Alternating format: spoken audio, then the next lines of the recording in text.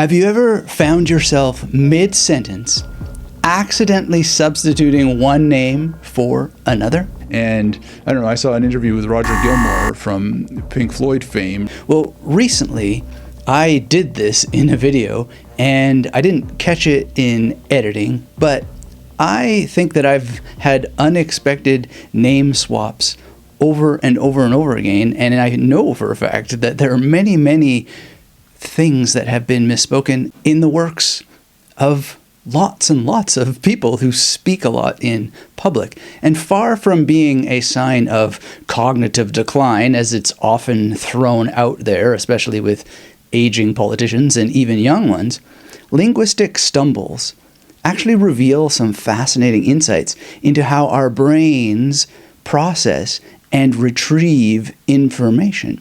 So today we're going to talk about the science of verbal slips, what you can do about it when you make them, and what you can do about it when you can't unfix things or hide mistakes that you've made. Because many people worry about getting into memory techniques because they want it to be perfect. They want to avoid mistakes.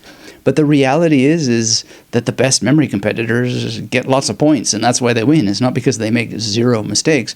So we have to have possible goals that we chase after. And as someone who speaks a lot and has spoken in front of lots and lots of people, not just on video, but in front of live audiences, you can't chase impossible goals. You really have to do just the best that you can. And if you catch yourself slipping up, you have to have strategies for how you're not going to look like a deer caught in headlights. And if it gets caught on video, then you also have to be prepared for how you're going to deal with the slings and arrows that come at you from a very, very unforgiving public sometimes. This is Dr. Anthony Metivier from magneticmemorymethod.com.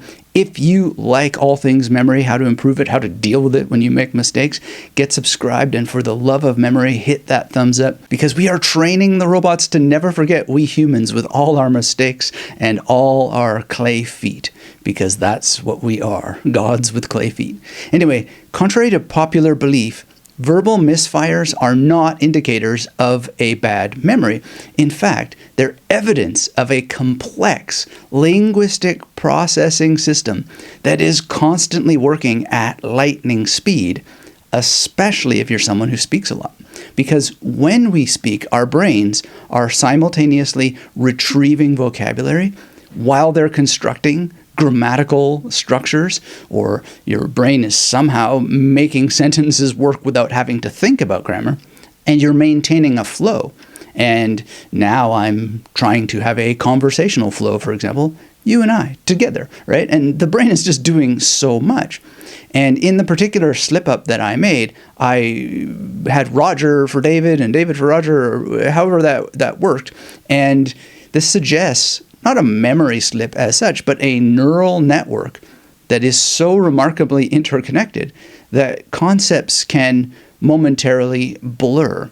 And so when the critics come and have their slings and arrows, they often forget that they make those mistakes too, but they don't even notice them. Because when I made that mistake, I didn't notice it either while I was doing it. And it was only when it was pointed out to me that I was like, oh, damn. Now, it would be, I guess, a benefit if you could just slip one video in for another and so forth. But I'm actually glad that these things happen because they help talk about things like this and what we can do about it in a video tutorial. So we really have to think about what issues are involved in speaking frequency and how those are relative to verbal errors. So the principle that you want to look up on your own that's really fascinating is called Zipf's law, and it has to do with the amount of words and how often they appear in language. And so why do you make less mistakes with words like the and it and he, she, them, they, etc.? Well, that has to do with the distribution laws. And then if you're going to make mistakes, why are they with human names? Well, there are some names that may appear more often. Like, does Roger appear more than David? Zipf's law may not exactly explain that, but contextually to your life, you may have Roger appear in your life more often than David, and then that is maybe why, because of frequency, it appears. And I have no idea exactly that that's what happened in this particular case, but it is possible. there may just be more important Rogers in my life, and it comes up more frequently than David. And that is why that I made that mistake. I don't know. I mean, that's a possible explanation. But there's a paradox here, and it also is part of this, on top of Zipf's law, which is that paradoxically, individuals who speak more frequently are just more likely to experience linguistic slip-ups. And this isn't a weakness. It's a byproduct of a drain, basically, on your cognitive agility. And so you can think of it like a high-performance computer that is doing a lot of processing. And the more processing you do, doesn't matter how high performance the computer is, you're still going to have a higher chance of a minor glitch and sometimes a major one. So frequent speakers, they may develop robust communication skills that inherently involve more rapid information retrieval and complex linguistic navigation. But the more complex the things are that you're talking about, the more likely you're going to have these tragic slip-ups. And then there are principles like malapropisms and all kinds of wonderful things you can get into that are just going to happen much more frequently the more you speak. So like politicians are very, very suspect to this, especially when they're on a campaign trail, because they're going to be extra tired and they're going to have also a lot of pressures because people are telling them to change things on the fly based on what various surveys and whatnot are coming in.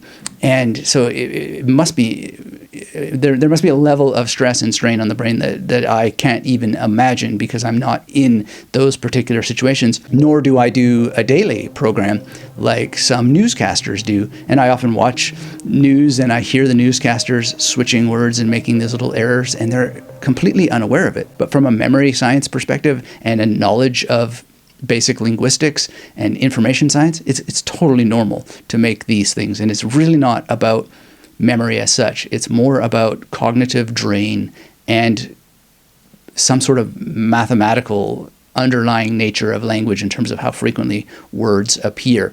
So this gets into another thing. If that you're reading from a teleprompter, why would you make those mistakes? And there's a big myth about teleprompters. And sometimes people in their little comments, usually anonymous usernames, they'll say, if you're such a good memory expert, why do you use a teleprompter? Well, professional speakers, including some of the most accomplished musicians, like David Gilmore, or is it Roger Gilmore? Well, anyway, the reason why I was mentioning Gilmore is because he was talking about how he uses teleprompters so he doesn't forget his lyrics. And this is a practice that, I'll admit, it challenges the notion that someone is really a master of their craft. Whether they're a memory expert, or they're a speaker, or they're a singer, they should always be reciting from pure recall. Shouldn't they be? Well, I used to think so, and I remember seeing Lou Reed, and it wasn't really a problem, but I saw him live in Toronto, and he was singing with a music stand, and his lyrics were on the music stand. And I just thought, well, that's kind of weird, but it was an amazing concert. It was like one of the best concerts I've ever seen in my life. So I had to change my little perspective there about that then. But then later in my history of learning to present on camera, I actually never wanted to be on camera. I spoke in my earlier videos almost only over slides. Hey memorizers, Anthony Metivier here with another Magnetic Memory Mondays newsletter. And just the way that the internet was evolving, etc., it became clear to me that I'd better get on camera. And at that time, my health was really bad. I had really bad skin.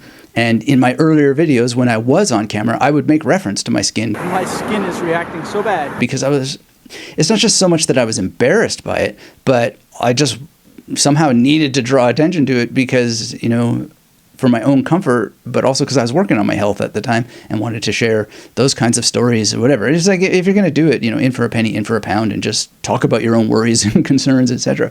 But I really did not look good for reasons that I managed to improve. But I just didn't want to be on camera. And I went and I got some training. And this was with a guy named James Lavers, and it was in London. And I memorized things quite quickly. So one of our exercises was to write a script, and people had teleprompters so that they could present from their thing. And I was like, I don't need no teleprompter. Memorize the thing. And James Lever said something to me that I never forgot. He said, "You look like you're reciting from memory, and it doesn't look good. Use a teleprompter." And so I looked at the difference, actually, right? And James Lever's advice rings true. When I look at my own TEDx talk, it's stilted. It's a bit robotic. I think it would look a lot more natural if I had been allowed to just read my speech from a teleprompter. Now, it's not that I did a bad speech. I mean, it's got millions of views, so something went right. But I don't feel like I look natural. Also, Jonathan Levy, who I helped with the Memory Palace technique, and he even has the Memory Palace that I taught him how to draw in a particular way and how to use it in a particular way, his TEDx talk also looks a bit stilted. And that's not a criticism of him. He told me, I think actually that's where I get the word stilted from, is from him describing his own talk. And so I think this just rings true. You look more natural when you're not reciting from memory.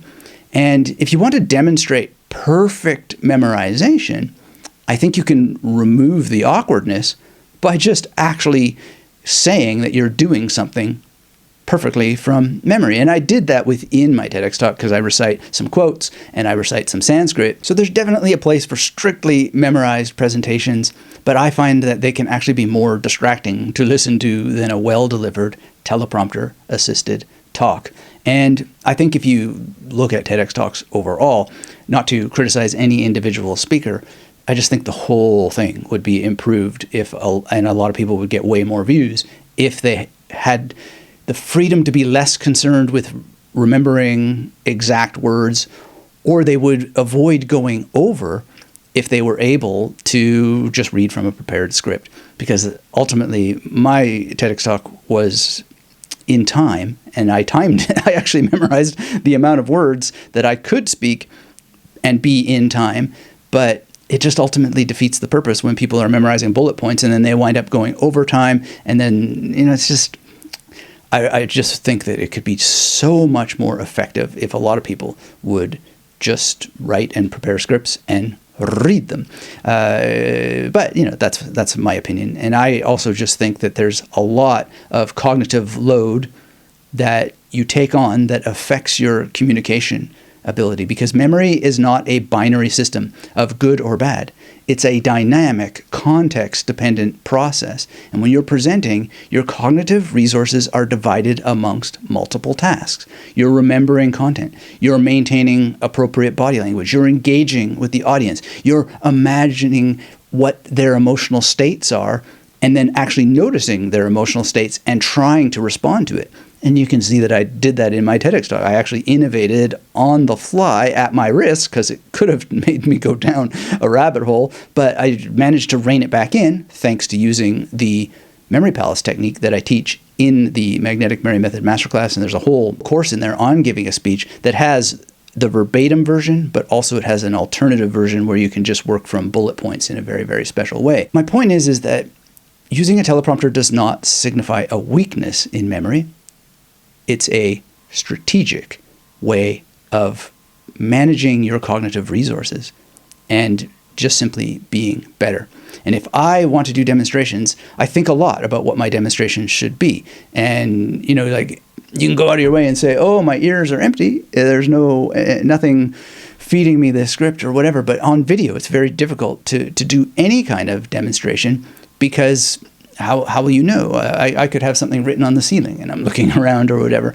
And I think a lot about what would be the cool thing that I would love to demonstrate, because I'm not interested in memorizing the Book of Mark, for example, like the actor Ashley Strand has done and talked about with us on the Magnetic Memory Method podcast. I just don't have that sort of thing. I am very interested in memorizing poetry, but then which poem? I've memorized a lot of Sanskrit, but the problem is I can sit here and recite 2,000 words of Sanskrit and nobody knows what I'm saying, It could just be that I'm making it up on the fly, speaking in tongues and so forth. So I don't know what the exact goal could be. The TEDx is, I think, a good demonstration of that, but I think it also ends up having the weakness of sounding stilted. All of which is to say that you can save a lot of time in editing and reshooting things by just working with a teleprompter, and I do not think it's a bad thing. Now back to Roger being switched for David and David for Roger, etc. This is a linguistic dance that's going on. And my momentary name swap of Roger Gilmore is less about memory failure, and it's more about the brain's remarkable ability to quickly navigate semantic networks and to make mistakes, sometimes going left when you're supposed to go right, which happens when you're driving. Is it like driving? I don't know. But right and left, can be mixed up in the same way that names can. And the names have a shared context because they're names. There's no particular meaning. So in terms of fixing this, especially when you're doing rapid speech and you're worried about triggering linguistic gymnastics that are unexpected because they're perceived as mistakes, even if they're not literally mistakes. One thing that you can do if you're worried about this, and I'm going to pay a little bit more attention to this, I think, is make a mnemonic for names that you actually think you know really well and stick them in there. So I think it's David Gilmour. I'm not really a big Pink Floyd fan anyway. I just had seen a Rick Beato interview and just mentioning it off the fly.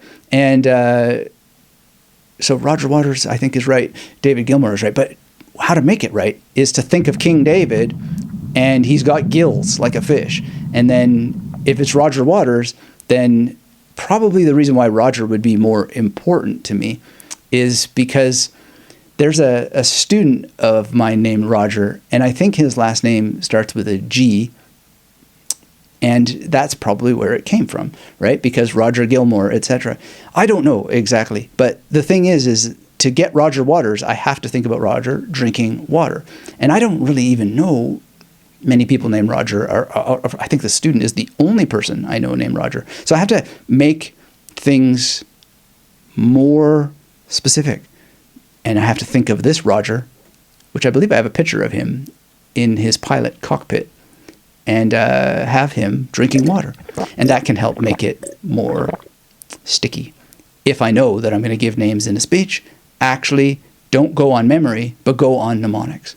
So this is about embracing imperfection. And the key takeaway is don't be hard on yourself for these verbal slip-ups.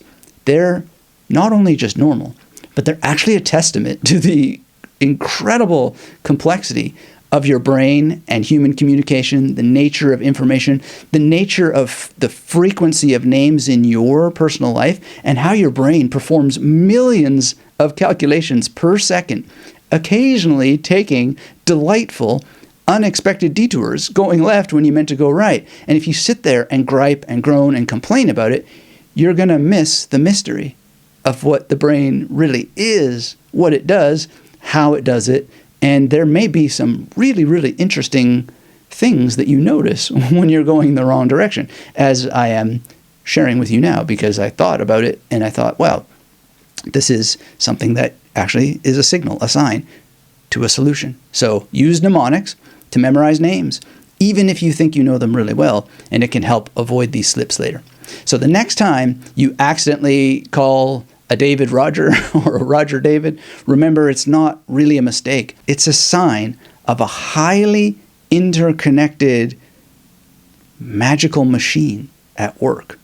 And the spell just somehow went a little bit wrong, but because there's magic at its core, you have the opportunity to look at the ingredients, shake things up a little bit, and if nothing else, you know now that I definitely don't have a photographic memory. So if you want to watch this mistake in the context of me already explaining why I use mnemonics in the first place, because photographic memory doesn't exist, watch my expose, my takedown, my detailed research on the history of where the term photographic memory even comes from, and you'll understand more about what memory is, and you'll also understand why that I think photographic memory is the wrong word. We could call it the David Roger Gilmore Waters Memory Outer Space Floyd Pink. Which one's pink? I don't know. Anyway, we could call it some other thing. But photographic memory is definitely not the word, and I'll prove it to you if you want to watch that video next.